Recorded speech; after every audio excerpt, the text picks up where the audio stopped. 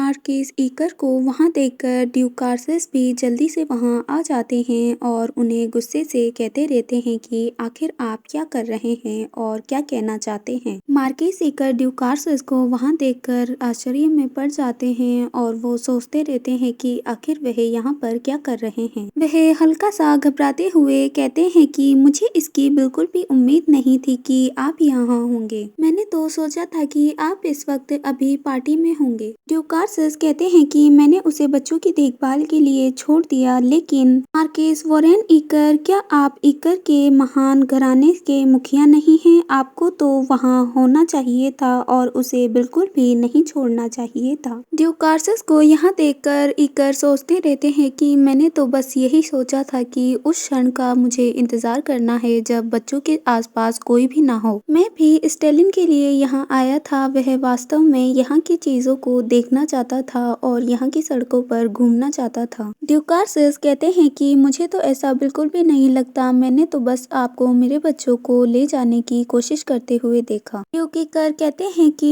ओ, मैं तो उन्हें भोजन के लिए लेकर जा रहा था ताकि वह आपस में दोस्ती कर ले और एक दूसरे से माफी भी मांग ले। ड्यूक कार्सिस कहते हैं कि इन सब में मेरा मानना तो यह है कि इसके बजाय मुझसे दोस्ती कामयाब की जा सकती है। फैट्री, इस बारे में आपको चिंता करने की जरूरत नहीं है। आप सभी जाओ और फेस्टिवल का मजा लो और घर पर देर से मत आना, और साथ ही यह भी सुनिश्चित करना कि आप वापस आने के बाद में अपने हाथों को अच्छी तरह साफ कर ले, क्योंकि सड़कों ने उन्हें गंदा कर दिया होगा। यह सुनकर फैट्री स्माइल करते हुए कहता है कि ठीक है पिताजी, आप चिंता न करें। बच्चे जल्द ही वहाँ से चले जाते हैं और ड्यूक कार्सिस और ईकर ही वहाँ पर अकेले रहते हैं। ड्यूक कार्सिस उन्हें गुस्से से देखते हुए कहते हैं कि आइए हम दोनों मिलकर इस बारे में विस्तार से बात करें कि दोस्ती किस तरह की जाती है। इन सब में हमें छोटे बच्चों को नहीं लेकर आना चाहिए। हमें ऐसा क्या करना चाहिए मार्किस की इस दोस्ती की बात अच्छे से हो। यह सुनकर वॉरेन ईकर घबरा जाते हैं और सोचते रहते हैं कि आखिर यह क्या हो रहा है, मैंने यह सब तो प्लान नहीं किया था। वे सभी दूसरी ओर जाते रहते हैं। लेडियन आश्चर्य से कहता रहता है कि मैं तो बिल्कुल उस समय चौंक ही गया था जब अचानक से पिताजी आए थे।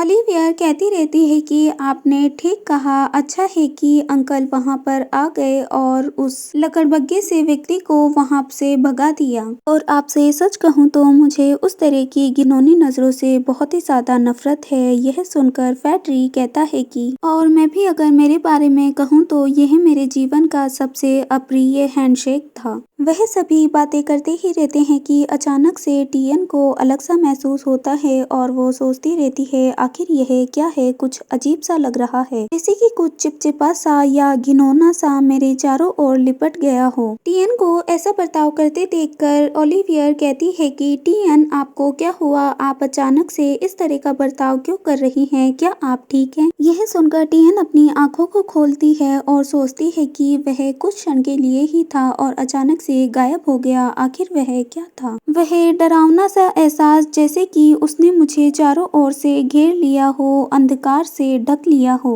अगले दिन टियन अपने पिताजी के साथ आती रहती है और कहती है कि यह बहुत ही ज्यादा बढ़िया है। प्लाजा में एक विशाल टावर दिखाई दे रहा है। ड्यूक कार्सिस बताते हैं कि यह लुमिनेरिया प्रतियोगिता के लिए टावर है और इसके साथ ही यह प्रतियोगिता उद्घाटन समारोह के बाद में दूसरा सबसे महत्वपूर्ण आयोजन है। साथ ही यह समय नोबल घरानों के लिए अपनी शक्ति दिखाने तथा साम्राज्य के नागरिकों के समक्ष अपनी ताकत साबित करने का एक तरीका है। और आपको यह तो याद ही होगा कि उद्घाटन समारोह के दौरान सदन के प्रमुखों ने अपनी शक्तियों का आकाश में उड़ा दिया था और उनका प्रदर्शन किया था, है ना? इस बार यह लड़ाई उत्तराधिकारियों के बीच अपनी शक्तियों का प्रयोग करते हुए होगी। हालांकि सभी घरानों की पीढ़ियां अलग हैं और उनमें अंतर है, बच्चे भी अलग अलग एज के हैं, लेकिन केवल वे ही उत्तराधिकारी इसमें भाग ले सकते हैं जो कि वयस्क हो गए हों। वे बच्चे जो अभी तक वयस्क नहीं हैं, उन्हें इस प्रतियोगिता में भाग लेने की अनुमति नहीं है। टियन और लेडियन सीट पर बैठे रहते हैं और लेडियन कहता रहता है कि हमारी ओर से फेड्री इस प्रतियोगिता में प्रवेश करेगा। और शायद आप इस बारे में नहीं जानती होगी, पिछली वाली लुमिनेरिया प्रतियोगिता में फेड्री ने भाग लिया था और वह इसका विजेता था। और इस बार तो टीएन आप भी हमारे साथ हैं, इसीलिए स्थितियां और भी ज्यादा बेहतर है। साथ ही उसे किसी भी प्रकार के प्रकरण से भड़कने की जरूरत नहीं है, क्योंकि आप जैसी चेयर लीडर उसे चेयर करेंगी।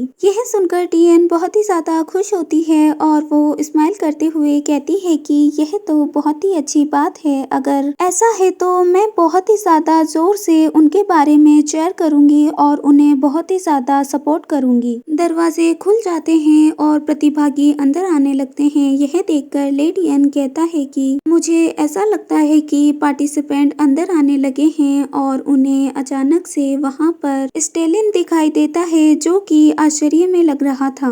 लेडी एन उसे देखकर कहता रहता है कि वह इतना घबराया हुआ क्यों लग रहा है। पिताजी, कल आपने इकर्स के साथ क्या बात की थी? ड्यूक कार्सेस कहते हैं कि कुछ खास नहीं, मैंने बस चुपचाप उनसे कुछ बातें की थी। और लेडी एन कहता है कि क्या सच में? अगली एंट्री एक पिंक हेयर यंग लेडी की होती है, जिसे देखकर टीएन सोचती रहती है कि आखिर यह खूबसूरत रंगीन बालों वाली लेडी कौन है। अगर वह महान घरानों में से किसी एक की है तो शायद वह अर्नेट है, जो कि फूल को खिलते हुए दिखाती है। अगली एंट्री ओलिवियर की होती है, जो कि स्माइल करते हुए उसे गले लगा लेती है। यह देखकर टीएन सोचती रहती है कि शायद मुझे ऐसा लगता है कि ओलिवियर उन्हें जानती है और उनके काफी करीब है। मैं इस बारे में कई देर से सोच रही हूँ, मेरी उम्र का दोस्त होना कैसा होगा, यह परिवार से अलग महसूस होगा, है ना? अगली एंट्री रोविन की होती है और उसे देखकर फेड्री कहता है कि वह तो रोविन एस्टीरियन है। वह 7 साल की है और प्रतियोगिता में भाग ले रही है। फेड्री ने भी 8 साल की उम्र में प्रतियोगिता में भाग लिया था और इसकी शुरुआत की थी। ड्यूक कार्सेस उन्हें बताते हैं कि अतीत में लीना ने 6 वर्ष की उम्र में सबसे कम उम्र में चैंपियन बनकर सुर्खियां बिखेरी थी। मुझे इस बात पर यकीन है कि जैसा कि लीना ने किया, वह उस चीज की उम्मीद नहीं कर रहे होंगे, लेकिन वह नेस्टीरियन की ताकत को दिखाना चाहते हैं। ड्यूक कार्सेस सोचते रहते हैं कि मुझे ऐसा लगता है कि घर के मुखिया उसे इसमें धकेल रहे होंगे। मैंने सुना है कि वे इतनी प्रतिभाशाली भी नहीं है, क्या वह वास्तव में प्रतियोगिता का प्रबंधन कर सकती है? रोविन गुजरती रहती है कि उसकी नजर क्राउन प्रिंस इयान पर गिरती है और वो सोचती रहती है, यह तो क्राउन प्रिंस हैं। मुझे नहीं लगा था कि उद्घाटन समारोह की तुलना से भी अधिक वह यहाँ पर इतने करीब होंगे। रोविन अपने ख्यालों में खोई हुई थी और सोचती रहती है कि क्या क्राउन प्रिंस रोविन को अच्छे से जानते हैं, और वैसे भी रोविन क्राउन प्रिंसेस की उम्मीदवार है। यह सब जानने के बाद में शायद वह रोविन से शादी करना भी चाहते हों, और वैसे भी उन्होंने समारोह के दौरान उस मठ का प्रचार सिर्फ इसीलिए किया होगा क्योंकि वह उनकी कैपिटल के पास रहती है। और यदि रोविन भी कैपिटल में होती और उनके साथ महल में हर दिन बिताती तो उसके साथ भी टीएन जैसा ही विशेष व्यवहार किया जाता। रोविन सीढ़ियों पर उनके पास जाते हुए सोचती रहती है कि मुझे इस बारे में उन्हें बताना होगा कि रोविन भी यहाँ कैपिटल में रहना चाहती है और उनके साथ रहना चाहती है। रोविन को प्रिंस की ओर जाते देखकर ग्रैंडपा चैंडर सोचते रहते हैं कि आखिर रोविन कहाँ जा रही है, और वो सभी शौक में थे।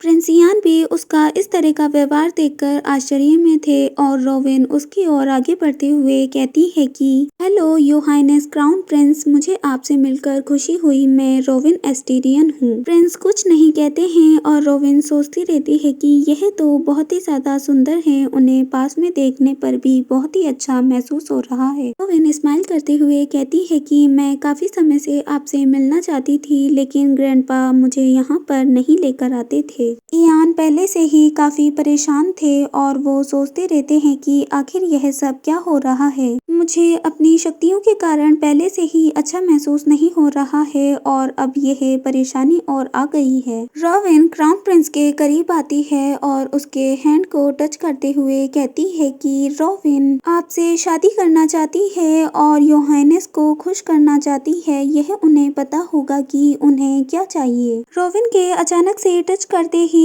योर हाइनेस गुस्से से उसके हाथ को दूर कर देते हैं और गुस्से से खड़े होते हुए कहते हैं कि रोविन एस्टीरियन, आपको यह कहना बिल्कुल भी नहीं चाहिए था। मैं आप जैसी किसी से भी शादी नहीं करूंगा। यह सब देखकर रोविन शॉक हो जाती है और क्राउन प्रिंस वहां से आगे बढ़ते हुए कहते हैं कि अब जब सभी यहाँ पर आ गए हैं तो मैं आदेश देता हूँ कि सभी नोबल घरानों के उत्तराधिकारी एक जगह एकत्र हो जाएं। प्रिंस इयान रॉस स्टेज से नीचे आते हुए फेड्री से कहते हैं कि आपको जल्दी करना चाहिए फेड्री। क्या आपको पता है आपकी वजह से मैं कुछ अजीब सी चीजों से चिपक गया हूँ। और यह सुनकर फेड्री कहता है इसके बारे में मुझे खेद है प्रिंस। वह सभी के एकत्रित होने पर कहते हैं तो रोवेन जल्दी से सीढ़ियों से उतरकर नीचे आती है और उसे देखकर ऐसा लग रहा था कि जैसा कि उसने एक्सपेक्ट किया था वैसा कुछ भी नहीं हुआ। प्रिंस इयान कहते हैं कि क्रेशियन के क्राउन प्रिंस और उत्तराधिकारी के रूप में और यो रॉयल मैजेस्टी द्वारा मुझे अधिकार प्रदान किए जाने के बाद मैं साम्राज्य के भविष्य के प्रतीक के रूप में इस प्रतियोगिता की अध्यक्षता कर रहा हूँ। क्राउन प्रिंस सभी प्रतिभागियों को देखते हुए कहते हैं कि आप सभी प्रतियोगिता के नियमों को भलीभांति जानते हैं, है ना? इसीलिए इसके नियमों का उल्लंघन या नियमों से हटकर कोई भी कार्य किया जाए तो उसे बिल्कुल भी बर्दाश्त नहीं किया जाएगा। साथ ही इस प्रतियोगिता के विजेता को यदि यह साम्राज्य के भीतर संभव है और कोई अपराध नहीं है तो उस व्यक्ति की एक इच्छा यानी सिर्फ और सिर्फ एक इच्छा को पूरा किया जाएगा। सभी नियमों को समझाते हुए प्रिंस इयान रॉस आगे बढ़ते हैं और टावर पर अपने मैजिक को कैस्ट करते हुए कहते हैं कि इसी के साथ इस प्रतियोगिता की शुरुआत की जाती है।